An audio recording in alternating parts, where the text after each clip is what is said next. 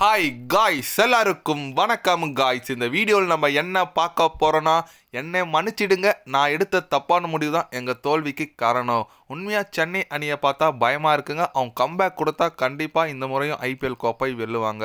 சென்னை அணி எதிரான எங்கள் தோல்விக்கு இது தாங்க காரணம், இவங்க தாங்க காரணம் அப்படின்னு சொல்லிட்டு நேற்று பார்த்தீங்கன்னா சென்னை அணி எதிராக படும் தோல்வி அடைஞ்சிருக்காங்க மும்பை அணி.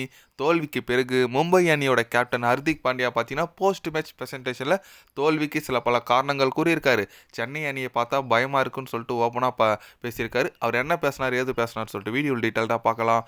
அதுக்கு முன்னே நீங்கள் நம்ம சேனலுக்கு புதுசாக வந்திருந்தீங்க, ஒரே ஒரு சப்ஸ்கிரைப் மட்டும் பண்ணிட்டு வாங்க, வீடியோக்குள்ளே போகலாம். ஆமாங்க, நேற்று பார்த்தீங்கன்னா சென்னை அணி தனது 4வது வெற்றியை பதிவு செஞ்சுருக்காங்க. இது மூலிமா பாயிண்ட்ஸ் டேபிளில் 6வது இடத்துக்கு முன்னேறியிருக்காங்க.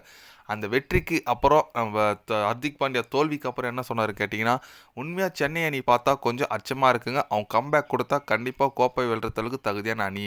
என்னோட தப்பு என்னன்னு கேட்டிங்கன்னா, டாஸ் நான் தான் வெற்றி பெற்றேன், ஆனால் போலிங் எடுத்துருக்கணும். இந்த பிச்சு கண்டிப்பாக நல்ல ஒரு இதுவாக இருந்திருக்கு, ட்ரையாக இருக்குது சொல்லிட்டு தான் நான் பேட்டிங் எடுத்தேன். ஆனால் ரொம்பவே கண்டிஷன் ரொம்ப கஷ்டமாக இருந்துச்சு.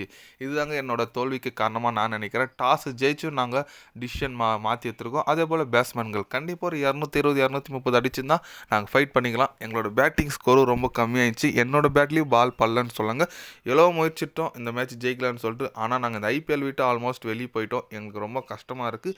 இருந்தாலும் பரவாயில்லைங்க, அடுத்த இயரில் நல்லா கம்பேக் கொடுக்கணும். உண்மையாக சென்னை அணிக்கு நான் வாழ்த்துக்கள் சொல்லிக்கிறேங்க அப்படின்னு சொல்லிட்டு நம்ம மும்பை இந்தியன்ஸ் அணி கேப்டன் ஹர்திக் பாண்டியா பார்த்தீங்கன்னா ஓப்பனாகவே அவரோட தப்பு ஒப்புக்கொண்டாருங்க. ஆமாம், இப்போ இருக்கிற ஐபிஎல் டீம்லாம் பார்த்தீங்கன்னா கேப்டன்ஸு டாஸ் ஜெயிச்சாலே போலிங் தான் சொல்லுவாங்க. ஆனால் இவர் கொஞ்சம் டிஃப்ரெண்ட்டாக பேட்டிங்னாரு.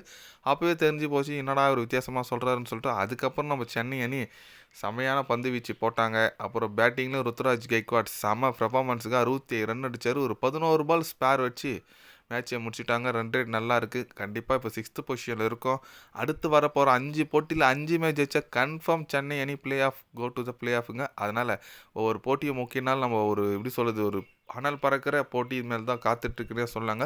உண்மையாக சென்னை அணி ஜெயிச்சது மகிழ்ச்சிங்க. இந்த சீசனில் மும்பை அணி எதிராக 2 போட்டி விளையாடி 2மே சென்னை ஜெயிச்சிருக்காங்க. அந்த அளவுக்கு ஒரு தரமான, அதுவும் அவங்க கோட்டையில் போய் அடிச்சுட்டு வந்தாங்க. இப்போ நம்ம கோட்டையில் வர வச்சு அடித்தாங்க. நல்லா இருக்குங்க சென்னை அணி. இதே போல் ஆடினா நல்லாயிருக்கும். ஏன்னா சஞ்சு சாம்சன் ஃபார்மில் இருக்கிற பேட்ஸ்மேன், ஒரு பக்கம் ருத்ராஜ் கெய்க்வாட் கூட ஃபார்முக்கு வந்திருக்காரு. இப்போ நேற்று கார்த்திக் சர்மான்னு சொல்லிட்டு ஒரு இம்பாக்ட் பிளேயராக வந்து யங்ஸ்டர், அவர் ஒரு செம பர்ஃபார்மன்ஸ் கொடுத்தாரு. அப்புறம் ட்ரேவில் பிரீஸ்ன்னு சொல்லிட்டு டீம் நல்லா தாங்க இருக்குது. ஆனால் அதே பர்ஃபார்மன்ஸ் நல்லா கொடுத்துட்டு வந்தால் கண்டிப்பாக நம்ம பிளே ஆஃப்ஸ் போகிறதுக்கு வாய்ப்புகள் நிறைய இருக்குங்க. நீங்கள் சொல்லுங்கள், இந்த முறை யார் கோப்பை வெல்லுவாங்க? மும்பை அணி தோல்வி குறித்து, சென்னை அணி வெற்றி குறித்து உங்களோட கருத்துக்கள் என்னன்னு சொல்லிட்டு மறக்காமல் கமலில் கொஞ்சம் சொல்லுங்கள். இது போன்ற ஸ்போர்ட்ஸ் நியூஸை தெரிஞ்சுக்கணுன்னா சேனலை சப்ஸ்கிரைப் லைக் ஒன்று பண்ணிக்கோங்க. கண்டிப்பாக day by day channel update வரும். மறக்காமல் சப்ஸ்கிரைப் மட்டும் கொஞ்சம் பண்ணி வச்சுக்கோங்க. நன்றி, வணக்கம்.